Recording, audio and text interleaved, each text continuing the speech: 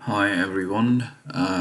In this exercise, I'm going to do a step-by-step guide on Azure Bastion actually, that how the Azure Bastion works. I've already done all the configuration, but I'll just go through rather than doing it again. But just going to explain what Azure Bastion is. If you remember, and if you know, and if you're familiar with creating a machine using RDP connection and SSH, that's the most commonly way to access to our virtual machine. So if you need to access an Azure VM, we use RDP and SSH for the public IP method. So the virtual machine will have a public IP address and then assign it to it. So we then use RDP to get access to our machine. Also other ways like we use the VPN or express route connectivity to Azure, so we can connect the virtual machine using private IP address. It is secure than the public IP address method, however, it still required a bit of configuration on the network level.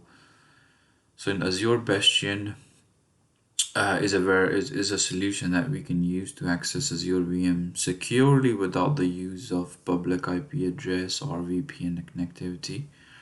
This is similar to like a jump server. So if you know jump server, we have to create a virtual machine for the jump server. And then from that virtual machine, we can then access to the different virtual machines. But that's again takes us a bit of configuration to do before we jump to the other virtual machines. Azure Bastion makes it a lot easier to do things. So let me show you how I've done it. So what I did is I created two virtual machines, which you can do it easily. You know how to do it. If not, then you can go to the YouTube channel and type how to create a virtual machine in Azure. You can see that. So that's a virtual Bastion one. I called it, named it. I ran it in a location East US.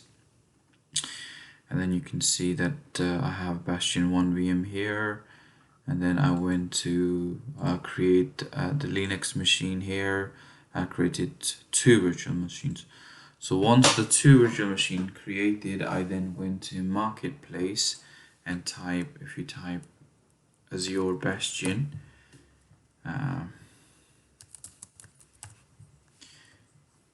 or just maybe simple Bastion.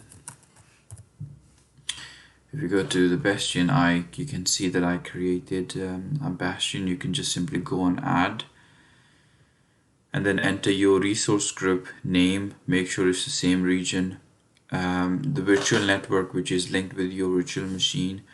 But in here, just make sure that you create a subnet which has a name convention. You have to make sure that it is name convention as your Azure Bastion, and then you give a public IP address. This is from your Azure portal to get the access to the browser. That's why you need to create a public IP and just hit review and create. This will create a Bastion configuration for you. Once that's done, it's easy. You just simply go back to your virtual machine here. Say I've got my virtual machine here, and Bastion is all running. So normally we use connect RDP, and then it will download the file, and then we enter the password, then we can go inside the virtual machine. But if you hit on Bastion, simple, I have my configuration already done.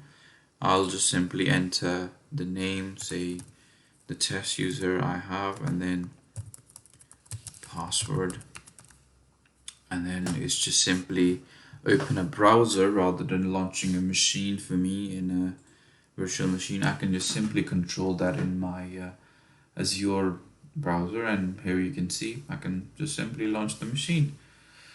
So Azure Bastion is quite easy actually, and it's not hard. You can do it easily, but it's a lot easy to get the secure access onto the all virtual machine. You can have as many virtual machine as you like, and you don't have to do any VPN setup or set up a jump server. You can just simply do it.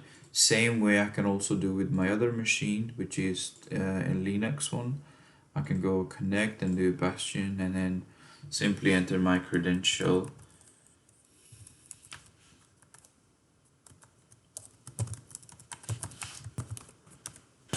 And then I'll be simply able to log in inside of my Linux machine. So that was all, just a quick introduction of the Bastion. So thank you very much.